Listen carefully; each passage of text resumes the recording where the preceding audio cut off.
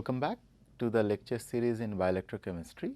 So, we have finished the first 3 lectures and we have talked about the basics of current and measurement of current, voltage, free energy change, work done, power and the Ohm's law. And we have derived all the basic relations, and those basic relations will come very handy as we will progress. So, as this is a 4 weeks course, so initially I will be going at a very slower pace purposefully.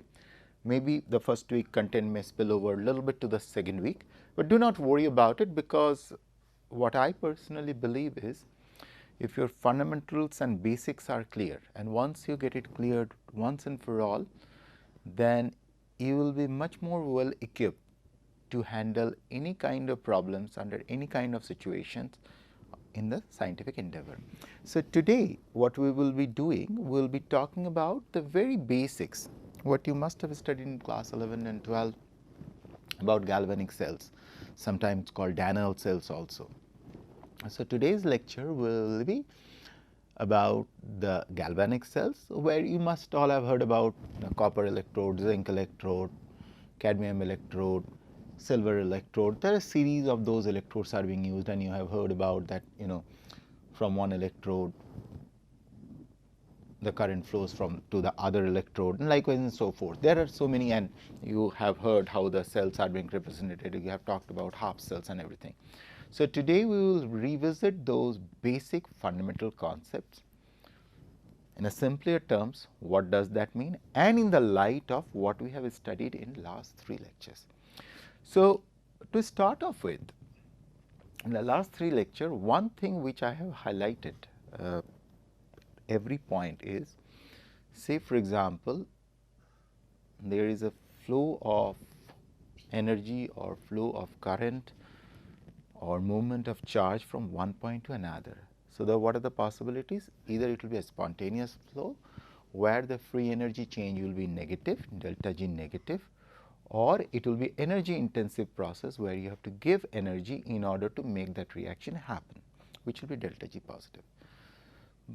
Now, we will take a practical situation where we will talk about 2 metals, where the charge is flowing between them in the presence of a medium, which will be an electrolyte, and in the presence of a barrier, which will allow only the small molecules to pass, not the big molecules. We will come to that. Okay. So, essentially a galvanic cell or a Daniell cell, what we will be discussing today, is a practical situation of what I used to represent in the first lecture, from point A to point B, likewise and so on and so forth. You must have seen it several times. So, today we will talk about a real life situation, where there is a real metal along with its corresponding salt solution, another metal along with its corresponding salt solution, and how do they interact, how based on their work function the energy flows in one direction, and could we reverse the process. So, what we meant by reverse the process? We must have heard about, all of you, we have heard about rechargeable cells. We always say, could we recharge this cell? In other words, say for example, before I get into the technical details, try to understand. Say for example, there is a metal A and a metal B. Now, I am replacing 2 objects. Okay. Now, we know that the current flows from metal A to metal B. What could happen? Say for example, A has, hypothetically think of a situation, A has a higher power to lose an electron. In other words, with respect to B, the metal B, A can lose electron faster. So, if A could lose electron faster with respect to B, that means with respect to A, B can accept electron faster. Okay. So, in other words, the oxidation potential of A is higher. So, A can get oxidized much more faster than B. In other words, B can get reduced faster than A. It is just a vice versa. B can accept electron faster, A can donate electron faster. Okay. Now, say for example, A has donated an electron some way or other, we are not even bothered about it, and B is accepting an electron. So, here is a process where there is a movement of electrons which is happening, and such movement is associated with certain currents. Okay. And why there is a movement, what made us, that how we calculate these kind of things, like why that metal A will be at a higher oxidation potential as compared to B, or if we talk about the reduction scale, why B will be at a higher reduction potential as compared to A, how we compare them. So, we needed a way to compare all these things with respect to something. When we say 1 kilogram or 10 kilogram, so there is some comparison with respect to this, or we say 1 nanometer or 1 meter. So, there is a comparison. So, somewhere out there on earth, we have set like this distance we call as 1 meter or 1 nanometer. Based on that, you can say 10 nanometer or whatever, Similarly, for telling that this has a higher oxidation potential to the other one, we have to have something which is a baseline. With respect to the baseline, we start calculating. So, we will be talking about that baseline value, which is the standard electrode potential or standard electrode. So, say for example, now to start off with, just to give you an idea about how this works, lecture 4.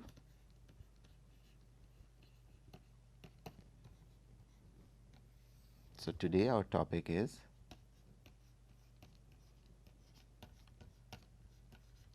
galvanic cell, which is sometimes also called Daniel cell. Okay? You may come across this word. So, do not get perturbed when you see this word, Daniel cell.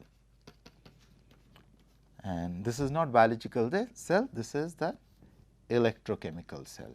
Okay? Electrochemical cell. Now, so when we talk about, there is a flow of current from A to B, right. So, this assuming that delta G is negative delta G, it is a spontaneous process. Now, this will happen when A is sitting at a particular, say, potential P 1 and B is sitting at potential P 2. Now, how we calculated this potential with respect to what? There has to be something with respect to what we calculated these potentials. In other words, we needed a standard.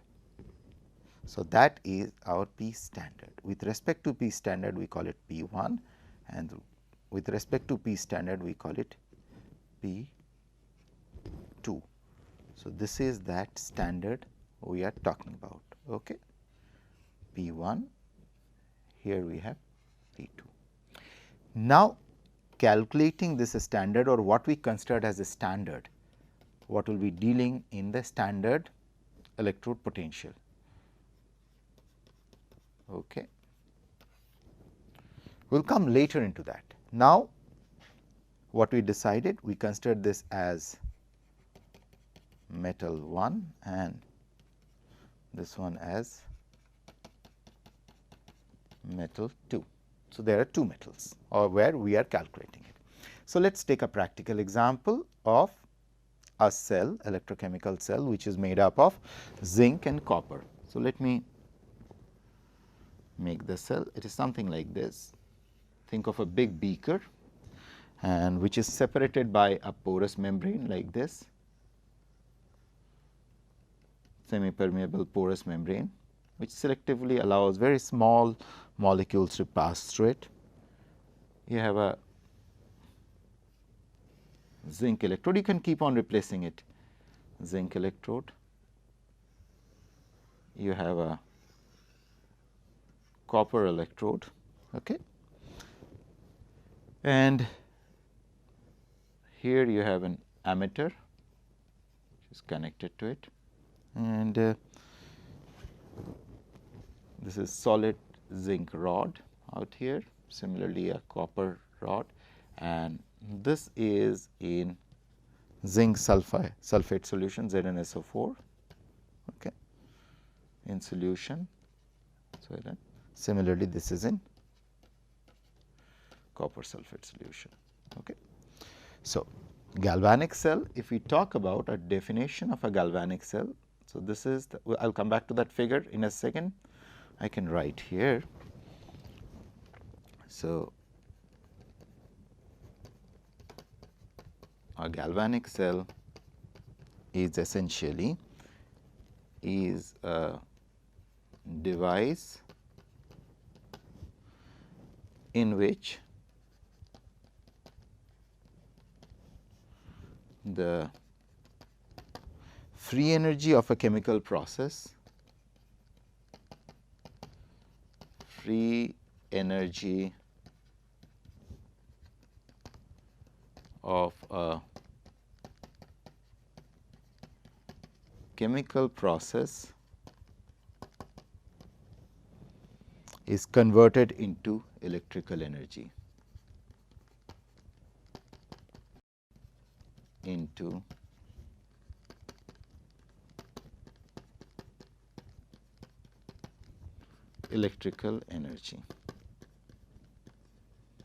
In other words, here is a situation where, so they are sitting at different energy level, metal A, metal B, and the free energy change. Now, correlate this, the free energy change of a chemical process. So, there is a chemical process from A to B is converted into electrical energy. So, this is what a cell talks about. Usually, now talking about the details of it, usually such a cell consists of 2 electrodes. Okay. Requirements are 2 electrodes, and these 2 electrodes consists of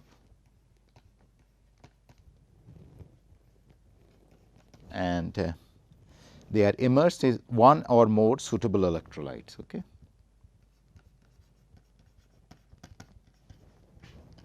Immersed in one and more. We will realize why one and more. At this point, we are talking about 2 different electrolytes.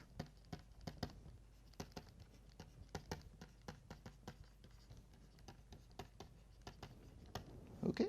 The one or more suitable electrolytes. When the electrodes are connected externally by a metallic conductor. So, this is a situation when electrode is connected. So, this is the metallic conductor we are talking about, and here we are having the different salt solution, that is zinc sulfate, and on the other side we are having copper sulfate.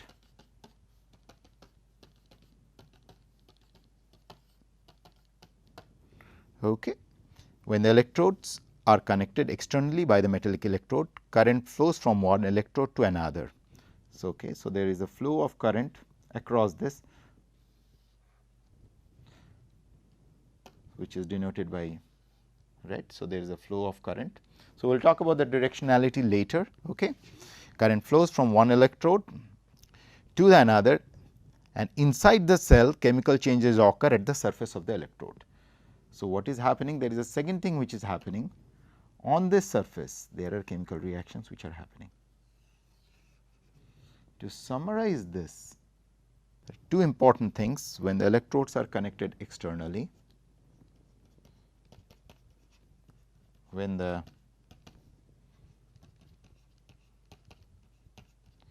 electrodes are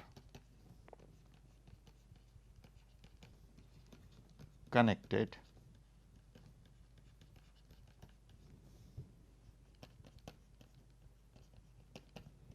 externally, okay, when the electrodes are connected externally by a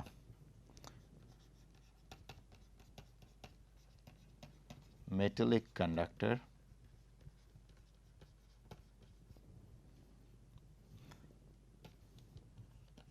current flows from one electrode to another, from one electrode to another,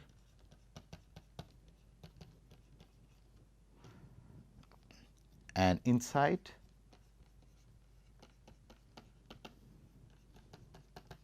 the cell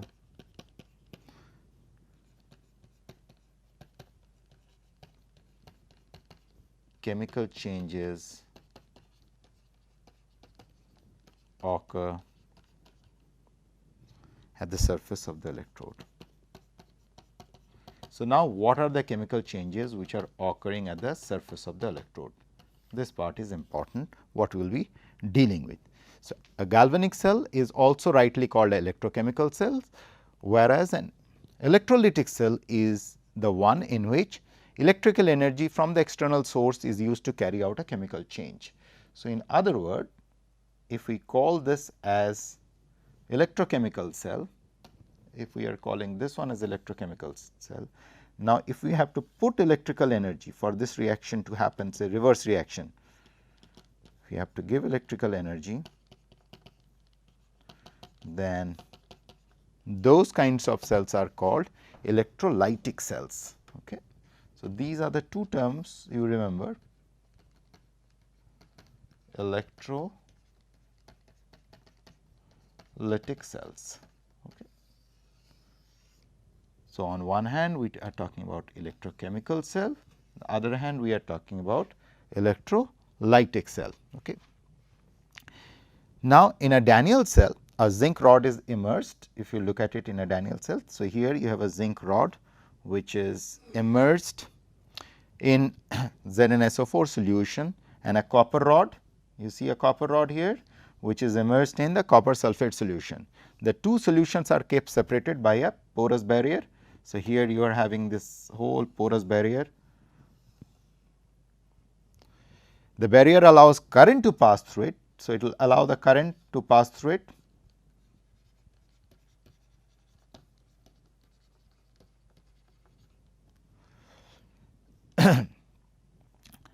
But prevent the mass diffusion, but prevent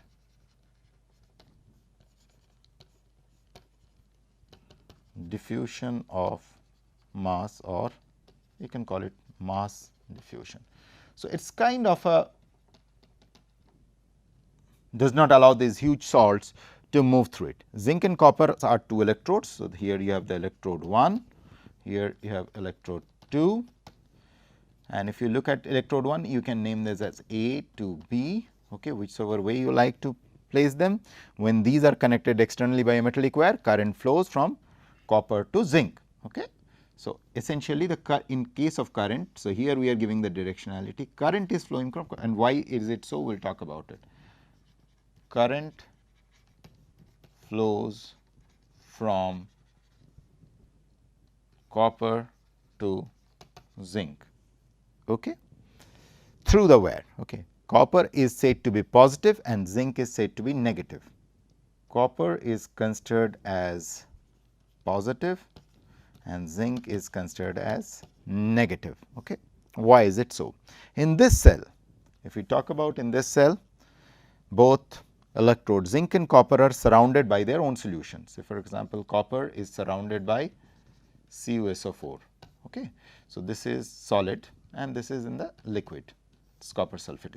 Similarly, zinc, which is the solid, whereas zinc sulphate is the liquid, okay, by their own ionic solution. There exists an equilibrium between the atoms in the electrode and the ions in the solution.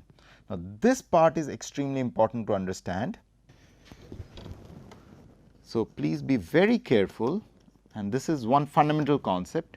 There exists an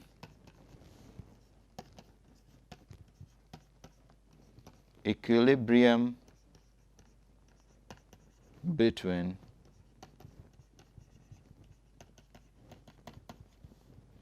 the atoms in the electrode, which is the solid part, and the ions in solution. So, here is zinc and Zn plus 2 electrons which it gives out, whereas copper sitting here Cu plus 2 electrons. Okay. But here you have to realize that zinc has greater tendency to ionize than copper. In other words, zinc has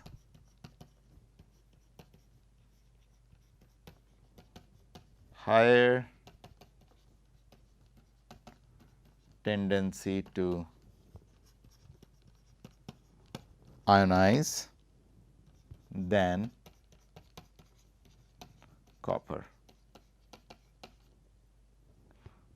I am highlighting this part because this is the key to understand this. And so, zinc atoms, now see the reactions at the top, zinc atom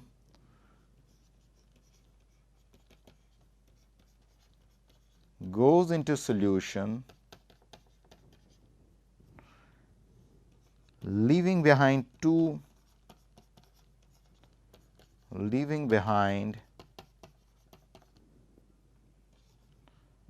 electrons in the metal electrode. Okay. On the other hand, if you look at it, now let us talk about the copper electrode.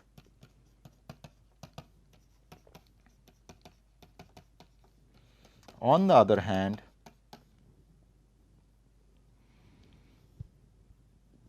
at the copper electrode,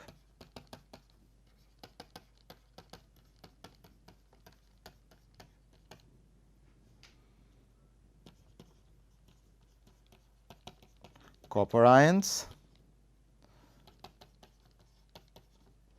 from the solution are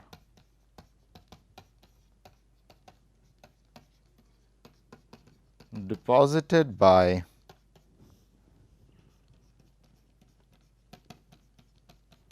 accepting 2 electrons each from the electrode. So, essentially if we look at it, try to understand what I just now mentioned. So, zinc atom goes into solution. So, you have the zinc electrode. So, here is the cell. So, here on the zinc electrode what is happening? So, zinc is getting ionized. So, Zn plus. So, here you are left with 2 electrons. Okay. On the zinc, this is what is happening, and it will do it faster as compared to copper. Whereas in the copper, so you have Cu2 plus. Okay. So, this has a tendency to accept electron very faster.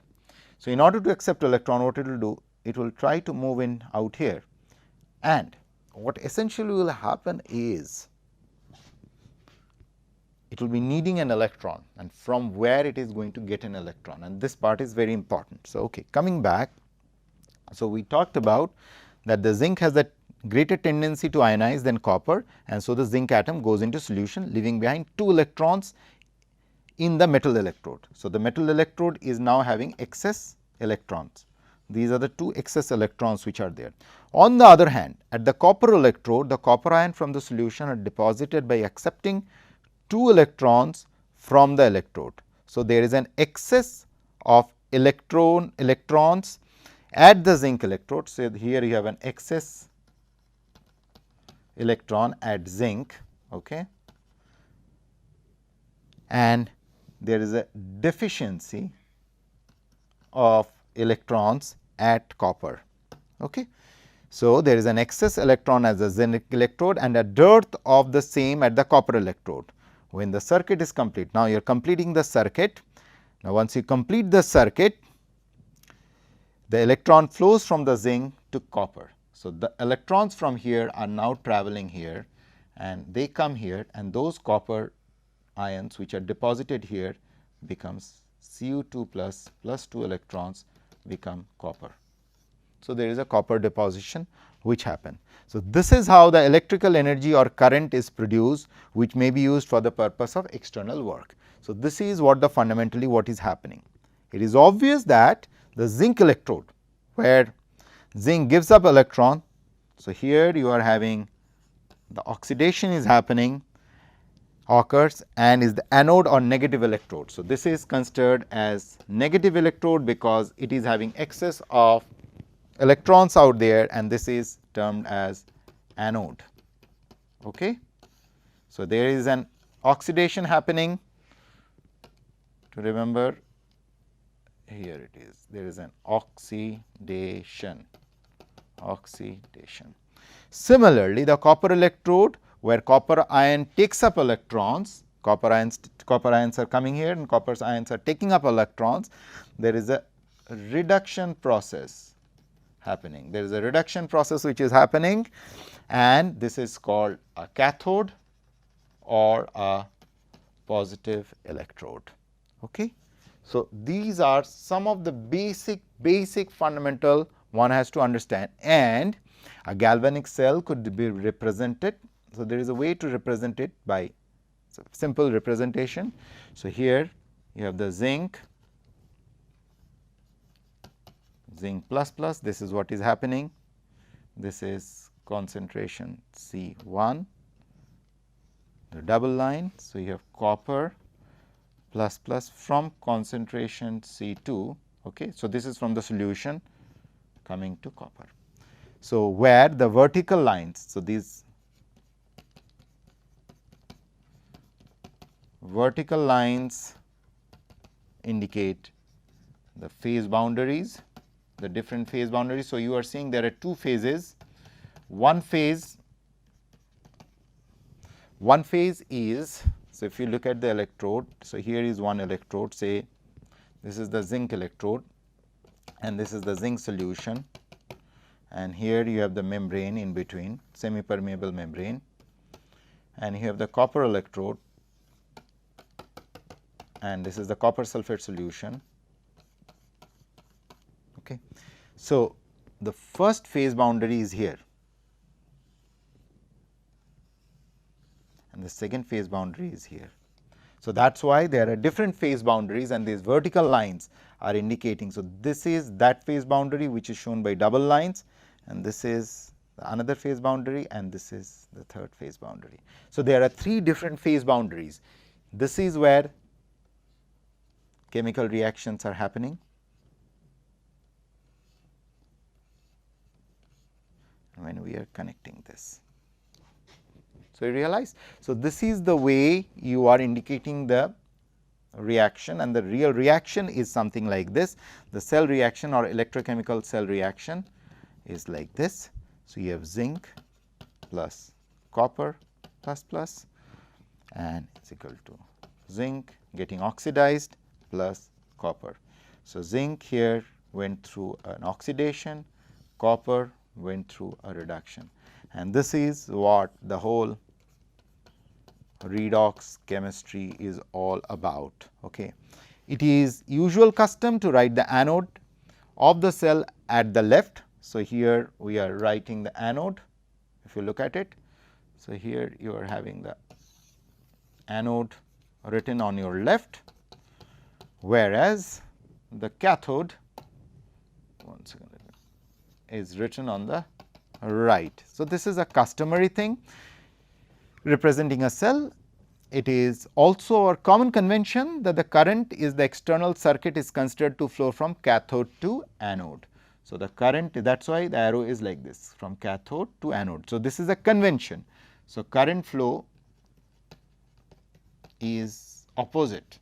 When we talk about the current flow, we talk about the flow of electron. So, it should be in the direction of electron, right, but the convention is just the reverse. So, please do remember, though we know that on the zinc the electrons from here are moving like this, but it is funny when these conventions were made, they considered it in the reverse way. So, if you look at it, it is the usual custom to write the anode of the cell on the left and cathode to the right, representing a cell. This is what we talk about, cathode and the anode, and the left and the right respectively. Okay.